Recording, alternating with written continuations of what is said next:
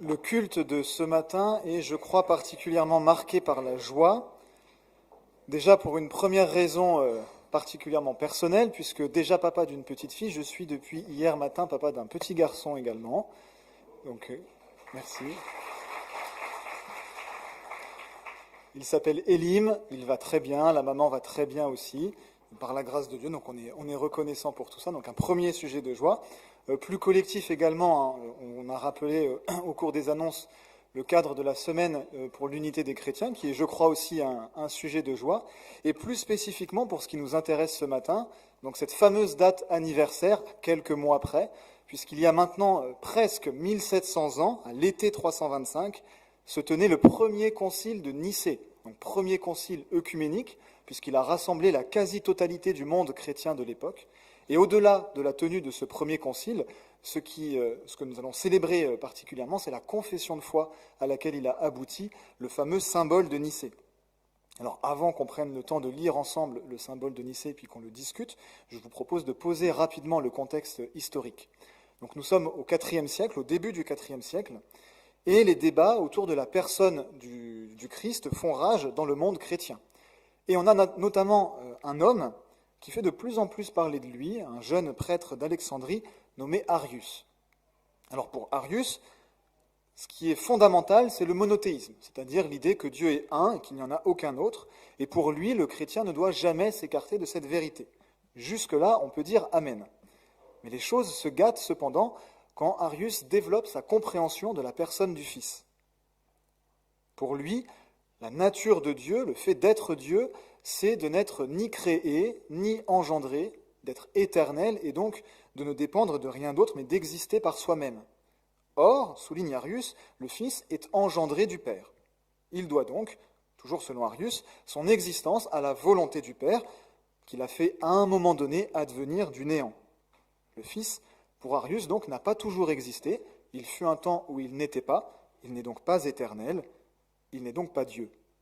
Alors, Arius ne fait pas non plus du Fils une simple créature. Hein. Il dit du Fils qu'il préexiste à toute chose, qu'il est un peu comme l'instrument par lequel Dieu a créé toute chose. Et donc, il est un intermédiaire entre Dieu et la création. Donc, pour Arius, le Fils reste une créature exceptionnelle, un être divin, même sans pareil dans la création, mais il n'est pas Dieu. Il n'est pas pleinement Dieu, il reste créé. Pour Arius, seul le Père est vrai Dieu, et donc le Fils lui est subordonné, il lui est inférieur en nature et en dignité. Et puisqu'une mauvaise nouvelle vient rarement seule, Arius non seulement refuse au Fils la pleine divinité, mais il lui refuse également dans l'incarnation la pleine humanité. Pour Arius, le Fils qui n'est pas vrai Dieu ne s'est pas fait vrai homme, mais il s'est seulement uni à la chair humaine. Il a pris la place en fait de l'esprit humain dans un corps de chair, et il n'est donc ni vrai Dieu, ni vrai homme. Et pour Arius, toujours, il y a là quelque chose qui est tout à fait cohérent, puisqu'il met l'accent sur la transcendance de Dieu, c'est-à-dire sur le fait que Dieu nous dépasse totalement, il dépasse totalement l'ensemble de la création, et donc Dieu et l'humanité n'étant pas du tout sur le même plan, eh bien, pour Arius, Dieu ne peut pas s'unir à la chair humaine. Mais il accorde cette possibilité-là au Fils, puisque justement pour lui, le Fils n'est pas ce Dieu transcendant. Alors Arius n'a pas élaboré toute cette compréhension de la personne et de la nature du Fils de nulle part. Il prétend au contraire la tirer directement des Écritures saintes, sur lesquelles il s'appuie, et il souligne plusieurs passages qui affirment par exemple que le Père est plus grand que le Fils, Jean 14, 28, que le Fils est engendré du Père, Hébreux 5, 5, qu'il est premier-né de la création, Colossiens 1, 15, ou encore que c'est par le Fils que Dieu a créé l'univers, Hébreux 1, 2. Alors assurément, Arius était un esprit brillant, il a eu énormément d'influence dans le monde chrétien, mais gloire à Dieu, il est demeuré un reste d'irréductibles théologiens qui ont résisté encore et toujours à l'envahisseur arien, et c'est donc dans ce contexte, et notamment dans le souci d'unifier et d'apaiser son empire, que l'empereur Constantin, récemment favorable à la foi chrétienne, a convoqué le fameux premier concile de Nicée. Finalement, à l'issue du concile, la foi véritable triomphe, et Arius, ainsi que 2 évêques avec lui qui refusent de signer la confession de foi à laquelle le concile a abouti, sont excommuniés. Malheureusement, l'arianisme, donc la pensée, la doctrine d'Arius, continuera d'être très influente, jusqu'à même pendant quelques années devenir la doctrine du pouvoir sous Constance. Le contexte étant posé, revenons-en donc à ce fameux premier concile de Nicée, et je vous propose justement maintenant d'en lire ensemble la fameuse confession de foi, donc le symbole de Nicée qui devrait s'afficher. Merci beaucoup. Je lis donc. Nous croyons en un seul Dieu, Père tout-puissant, créateur de tous les êtres visibles et invisibles, et en un seul Seigneur, Jésus-Christ, Fils unique de Dieu, né du Père, c'est-à-dire de la substance du Père, Dieu de Dieu, lumière de lumière, vrai Dieu de vrai Dieu, engendré et non fait, consubstantiel au Père, par qui a été fait tout ce qui est au ciel et sur la terre, qui pour nous, hommes, et pour notre salut, est descendu, s'est incarné et s'est fait homme, a souffert, est ressuscité le troisième jour, est monté aux cieux, et viendra de nouveau juger les vivants et les morts. Et au Saint-Esprit. Ceux qui disent, il y a un temps où il n'était pas, avant de naître, il n'était pas. Il a été fait comme les êtres tirés du néant, il est d'une substance, d'une essence différente, il a été créé. Le Fils de Dieu est muable et sujet au changement.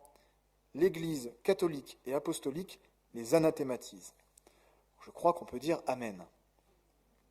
Voilà donc un non clair, net et tranché à la doctrine d'Arius sans aucun compromis. Le point de bascule, je crois, de la doctrine d'Arius, de sa compréhension de la personne du Fils, c'est cette notion d'engendrement. Alors je rappelle qu'il s'agit bien là d'un langage biblique. À plusieurs reprises, le Fils est en effet dit engendré du Père, en Hébreux 5,5 ou en Psaume 2,7 par exemple, passage parmi d'autres. Et c'est d'ailleurs le propre d'un fils que d'être engendré d'un père. Donc jusqu'ici, tout va bien. Le symbole de Nicée, d'ailleurs, ratifie pleinement cette notion d'engendrement en disant que Jésus-Christ est fils unique de Dieu, né du Père, engendré. Mais justement, qu'est-ce que ça veut dire engendré ? Pour Arius, l'engendrement impliquait que le Fils ne soit pas Dieu, puisqu'il tire son origine du Père, et qu'il n'est donc pas éternel, puisqu'il fut un temps où il n'était pas.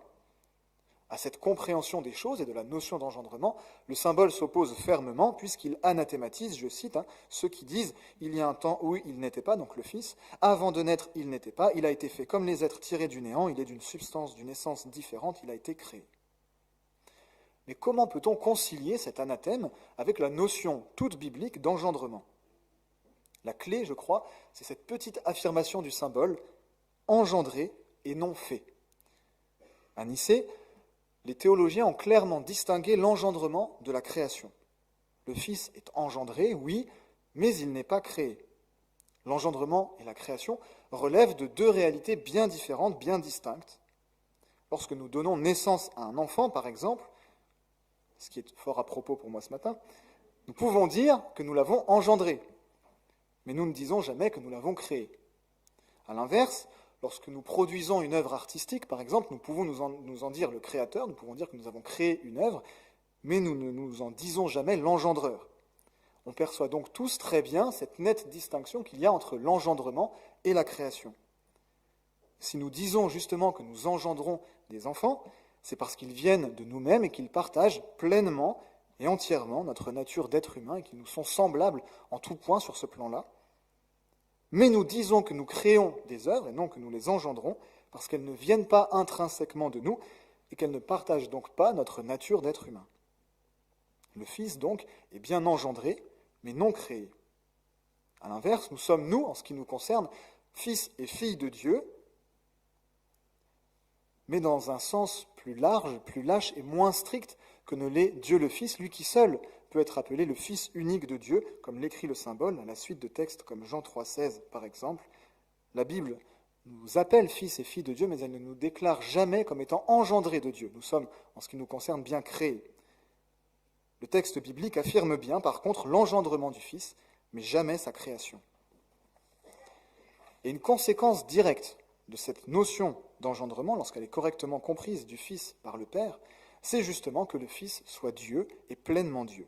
Je cite à nouveau le symbole, Jésus-Christ, Fils unique de Dieu, né du Père, c'est-à-dire de la substance du Père, et plus loin, engendré et non fait, consubstantiel au Père.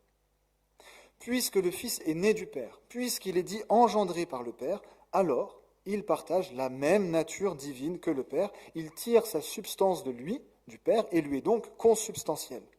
La substance, c'est un autre terme pour nature ou pour essence. C'est ce qui décrit ce qu'une chose est. Et consubstantiel, ça vient justement signifier que le Père et le Fils partagent une seule et même nature, la seule et unique nature divine. Moi et le Père, nous sommes un, disait Jésus, Jean 10, 30. Le Fils, puisqu'il est engendré par le Père, est donc tout aussi Dieu que l'est le Père, pleinement et entièrement Dieu, comme le Père est pleinement et entièrement Dieu. Ce que résume, je trouve, très joliment ce fameux triptyque nicéen, Dieu de Dieu, lumière de lumière, vrai Dieu de vrai Dieu. Par cette belle formule, les théologiens nicéens ont reconnu et souligné la pleine et égale divinité du Fils et du Père, sans aucune hiérarchie comme le prétendait Arius, puisque le Père et le Fils sont mis sur le même plan, les mêmes titres leur sont également attribués. Et c'est d'ailleurs bien parce qu'ils sont égaux en nature et en dignité que le Père et le Fils peuvent se rendre gloire l'un à l'autre, comme on le voit en Jean 17,1 par exemple. Si donc Jésus pouvait effectivement dire que le Père était plus grand que lui, Jean 14, 28, ça n'était donc pas selon sa nature divine, mais dans l'incarnation, selon sa nature humaine. Et ce merveilleux triptyque nicéen, Dieu de Dieu, lumière de lumière, vrai Dieu de vrai Dieu, souligne aussi à nouveau l'engendrement du Fils par le Père, Dieu de Dieu, et donc le caractère distinct aussi du Fils et du Père. Il est vrai que le Père, à la différence du Fils, n'est pas engendré, tandis que le Fils, à la différence du Père, est engendré. C'est là ce qui les distingue dans la divinité qui demeure unique et sans rien noter ni à la divinité de l'un, ni à la divinité de l'autre. Grégoire de Nice, un père de l'Église, explique cela d'une manière intéressante en prenant l'exemple d'Adam et d'Abel. Adam, explique-t-il, n'est pas né d'une femme, contrairement à Abel, qui lui est bien né d'une femme. Adam et Abel n'existent donc pas tout à fait selon le même procédé, mais ils n'en sont pas moins tous les deux également, pleinement et entièrement hommes. De même, le Fils est engendré, contrairement au Père. Le Fils et le Père n'existent donc pas tout à fait selon le même procédé, mais ils n'en sont pas moins tous les deux pleinement, également et entièrement Dieu. Le Fils et le Père sont égaux, chacun est Dieu, lumière et vrai Dieu, autant que l'autre, consubstantiels l'un à l'autre, et donc ensemble, ils ne sont qu'un seul Dieu, une seule nature divine. Mais le Fils n'est pas le Père, et le Père n'est pas le Fils. Mais s'il est engendré du Père, comment donc le Fils peut-il être éternel ? Il nous semble en effet que la notion d'engendrement implique l'antériorité chronologique de l'engendreur sur l'engendré. Autrement dit, lorsqu'il y a un Père et un Fils, il nous semble bien que le Père existe avant le Fils. Arius aurait-il donc raison sur ce point ? Fut-il effectivement, comme il le prétendait, un temps où le Fils n'était pas ? Alors nous l'avons vu, le symbole de Nicée rejette complètement et clairement cette compréhension des choses et affirme, à la suite du texte biblique, le caractère éternel du Fils. Hébreux 13, 8 par exemple, Jésus-Christ est le même hier, aujourd'hui et éternellement. Ou encore Jean 1, les versets 1 et 2, au commencement était la parole, et la parole était avec Dieu, et la parole était Dieu. Elle était au commencement avec Dieu. Si d'ailleurs Dieu engendre dans le temps, s'il devient Père à un moment donné et ne l'est pas de toute éternité, comme le prétendait Arius, alors cela introduirait du changement en Dieu, lui qui pourtant est le Dieu qui ne change pas. Malachie 3, 6. Mais comment comprendre alors que le Fils puisse être à la fois engendré et éternel ? Alors de la même façon que nous pouvons, comme le Fils, nous aussi être appelés fils et filles de Dieu, mais pas tout à fait dans le même sens, nous sommes engendrés par nos parents, comme le Fils est engendré du Père, mais pas tout à fait dans le même sens non plus. Il y a ici un rapport analogique et non pas identique entre notre réalité et celle de Dieu. Notre finitude, notre imperfection et notre soumission au temps nous obligent à vivre l'engendrement dans le temps, là où la perfection, l'infinité et l'absoluité de Dieu lui permettent de vivre cet engendrement sans antériorité chronologique. Alors les pères de l'Église illustraient cette réalité avec une image, l'image d'un soleil éternel qui de toute éternité produit ou engendre, si l'on veut, une lumière éternelle elle aussi. Sitôt que le soleil est, la lumière est. Le soleil étant éternel, il produit ou engendre une lumière qui elle aussi est donc éternelle. Sans commencement, donc ni du soleil ni de la lumière. Soleil et lumière ne sont pas concevables l'un sans l'autre, de même, le Père n'est Père que parce qu'il a un Fils, et le Fils n'est Fils que parce qu'il a un Père.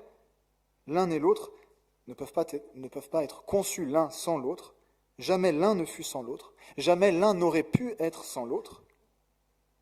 Et donc le Fils n'existe pas par la volonté du Père, comme le prétendait Arius, mais il y a là quelque chose de l'ordre de la nécessité, il n'aurait pas pu en être autrement. Alors l'image du soleil est imparfaite, puisque la lumière est continuellement engendrée du soleil, tandis que le Fils n'est pas continuellement engendré du Père, mais elle nous aide, je crois, tout de même à saisir l'idée et la compatibilité entre la notion d'engendrement du Fils et son éternité. Si donc la Bible décrit le Fils comme étant premier-né de la création, Colossiens 1,15 par exemple, ça n'est pas pour lui conférer un commencement dans le temps, mais au contraire, c'est pour souligner sa prééminence sur la création, et notamment en tant qu'il est créateur, comme le montre la suite du passage biblique justement. Dans le langage biblique d'ailleurs, l'expression de premier-né peut effectivement désigner l'importance, la prééminence, la primauté d'une personne, comme c'était le cas par exemple de l'aîné dans la famille. Et le symbole de Nicée confesse justement le Fils comme créateur. Je cite, « Par qui a été fait tout ce qui est au ciel et sur la terre ». Le prologue de Jean, là encore, « Toutes choses ont été faites par elle », la parole, « et rien de ce qui a été fait n'a été fait sans elle ». Le Fils, tout aussi Dieu que le Père, est donc tout autant créateur que l'est le Père. Pourtant, la Bible ne réserve l'acte de création qu'à Dieu seul. « C'est moi, l'Éternel, qui suis l'auteur de tout. Tout seul, j'ai déployé le ciel. Par moi-même, j'ai disposé la terre. » Ésaïe 44, 24. Alors pour articuler tout ça, les théologiens parlent de l'unité des œuvres divines et de leur caractère inséparable ou indivisible. C'est-à-dire qu'il n'y a rien que le Père fasse sans le Fils ou l'Esprit, et vice-versa. Mais les trois personnes de la Trinité divine sont toujours, toutes impliquées dans toutes les œuvres du seul et unique Dieu. Jésus disait ainsi, « Tout ce que le Père fait, le Fils le fait aussi pareillement, Jean 5, 19. Il disait encore accomplir les œuvres du Père, Jean 10, 37, et donc que c'est le Père qui œuvrait en lui, Jean 14, 10. Il n'y a dans l'être de Dieu qu'une seule nature et donc une seule puissance d'action qui se met en œuvre par le Père à travers le Fils et dans l'Esprit, pour reprendre une terminologie biblique. En effet, Dieu est un, et donc les œuvres divines sont indivisibles, tout ce que le Père fait, le Fils le fait également, mais il est trine, et donc les acteurs divins sont distingués, chacun agissant selon un mode d'action propre à sa distinction personnelle. Lorsque donc la Bible dit que tout a été créé par le Fils, elle ne fait pas du Fils un intermédiaire entre Dieu et la création, bien au contraire, elle fait du Fils le Dieu créateur, l'unique, tout autant que l'est le Père. Contrairement à ce que défendait Arius, le Fils n'est donc pas un intermédiaire entre Dieu et les hommes, mais le symbole de Nicée le reconnaît pleinement Dieu, vrai Dieu, Seigneur et consubstantiel au Père. Mais les théologiens de Nicée ne se sont pas contentés d'affirmer et de défendre la pleine et entière divinité du Fils, ils ont également souligné, affirmé, défendu sa pleine et entière humanité dans l'incarnation. Je cite à nouveau le symbole, qui pour nous hommes et pour notre salut est descendu, s'est incarné et s'est fait homme.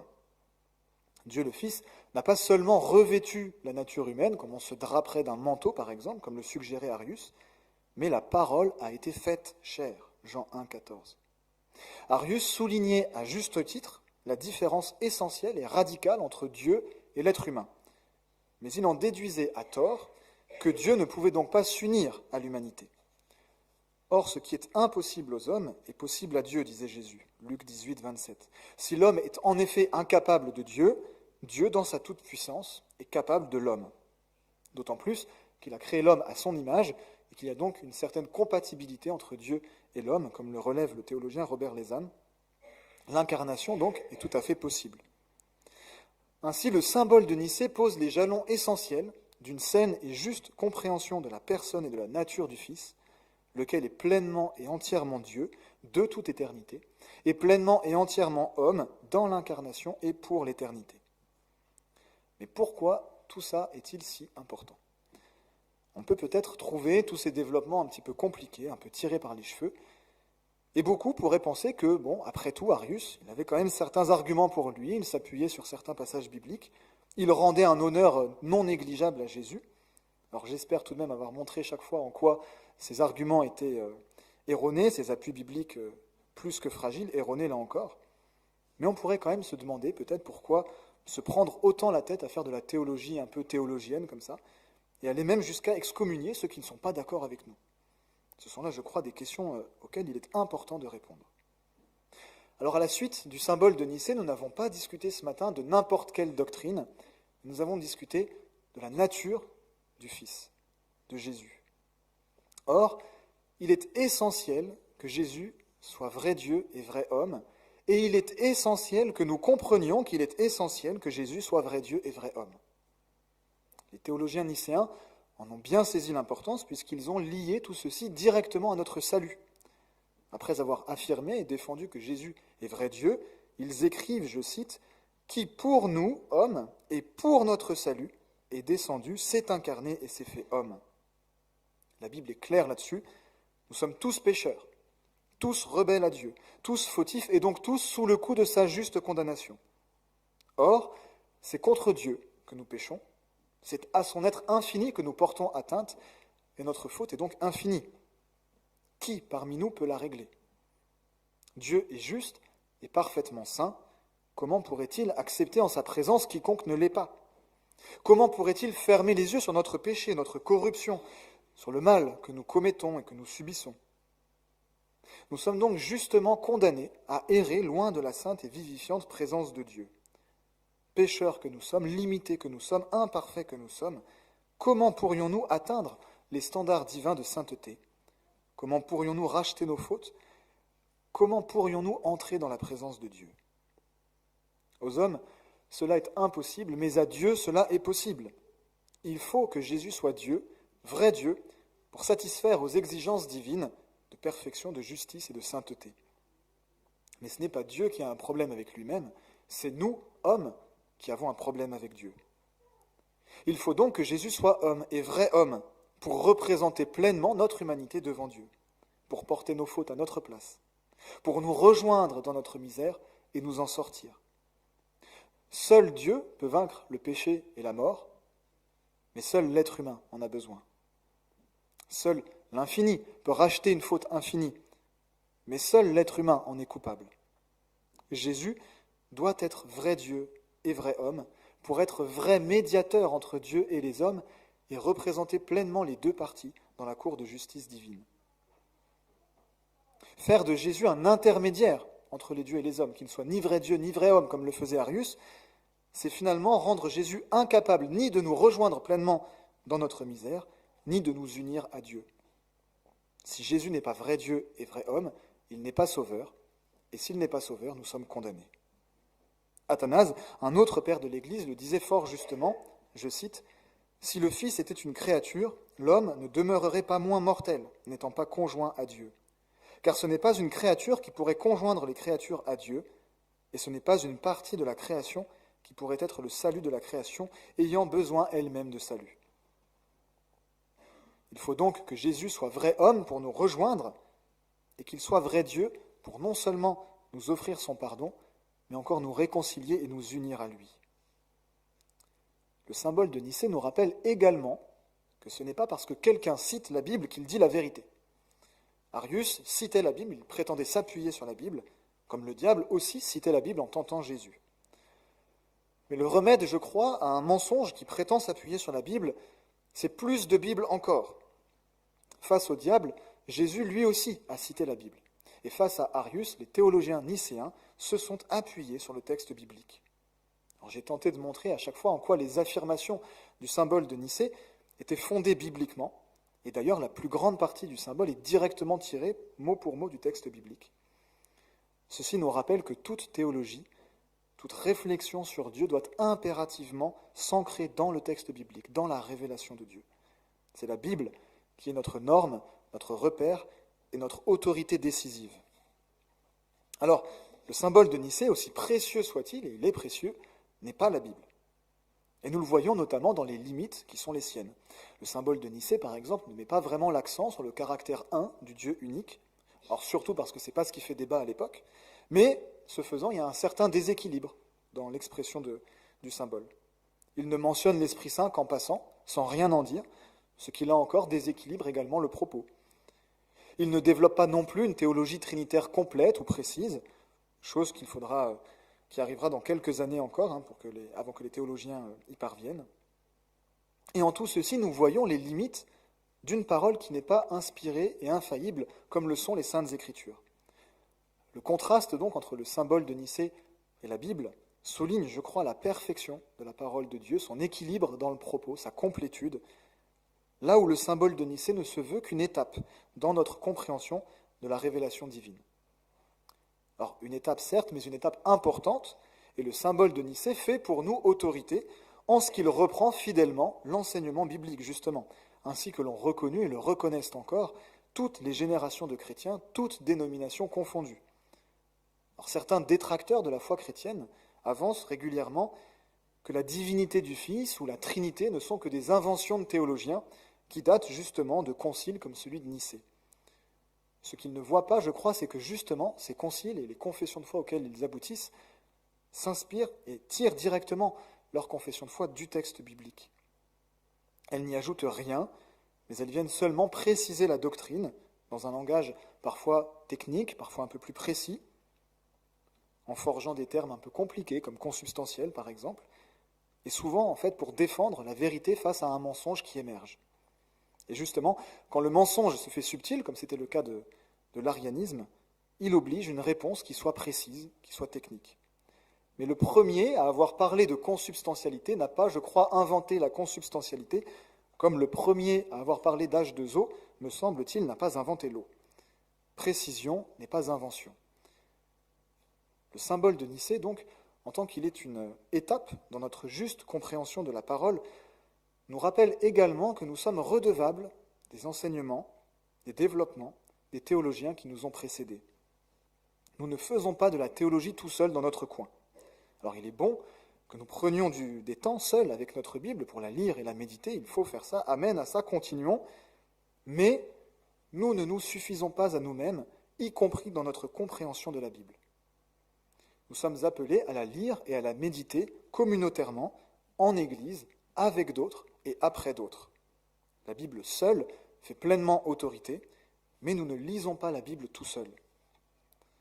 Un dernier mot enfin, le symbole de Nicée, pour toutes les raisons déjà évoquées, fait autorité dans le christianisme et sert de référence autour de laquelle tous les chrétiens du monde, aujourd'hui comme hier, se retrouvent et se réunissent. Et en cela, je crois, le symbole de Nicée nous dit quelque chose d'important sur l'unité parmi les chrétiens. Il nous rappelle que peu importe nos différences, quelles qu'elles soient, nous sommes profondément unis autour du Christ, de sa personne et de sa parole. Peu importe même nos différences dénominationnelles, que nous soyons baptistes, pentecôtistes, réformés ou autres, nous sommes et nous devons demeurer profondément unis autour du Christ et de sa parole. Peu importe encore, au sein même de nos dénominations, au sein même de nos assemblées locales, nos divergences sur des points théologiques de second ordre, des désaccords qui peuvent parfois légitimement nous empêcher de vivre l'Église localement ensemble. Et malgré tout cela, peu importe tout cela, nous sommes et devons demeurer profondément unis autour du Christ, de sa personne et de sa parole. Et nous reconnaître pleinement comme frères et sœurs en Christ les uns les autres.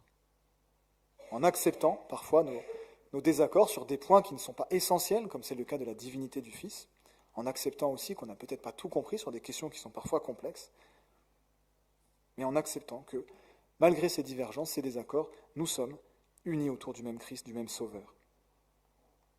Jésus, justement, est venu nous réconcilier avec Dieu et nous réconcilier les uns avec les autres. Il a prié pour que nous soyons un, comme il est un avec le Père. Alors, peu importe tout le reste, Jésus est sa parole avant tout, Jésus est sa parole plus que tout.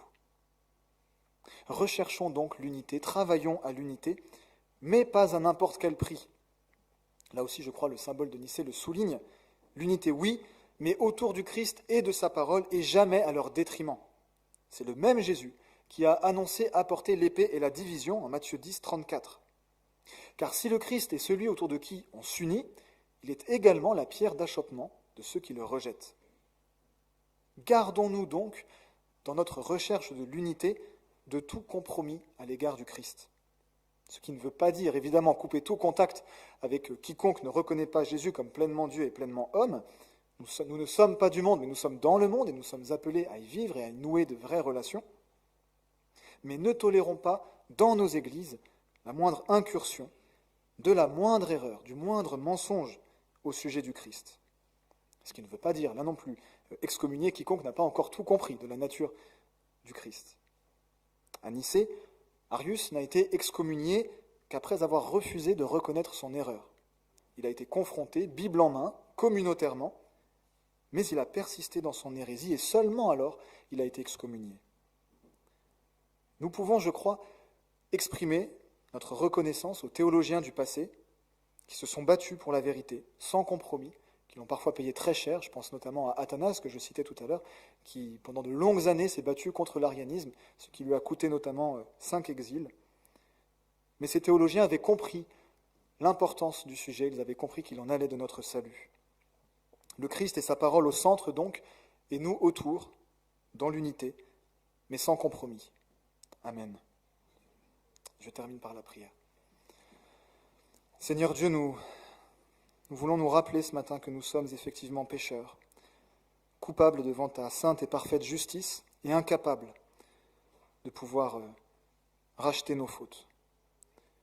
Mais nous nous souvenons également ce matin que, sans rien renier de ta divinité, tu as revêtu pleinement toute notre humanité pour nous rejoindre, nous offrir ton pardon et nous unir à toi.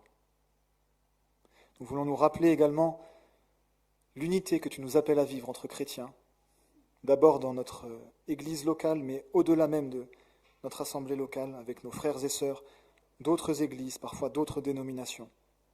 Donne-nous, Seigneur, la sagesse de distinguer entre ce qui est essentiel et ce qui est important, mais de second ordre, là où nous pouvons accepter des différences et là où nous ne pouvons pas tolérer des compromis.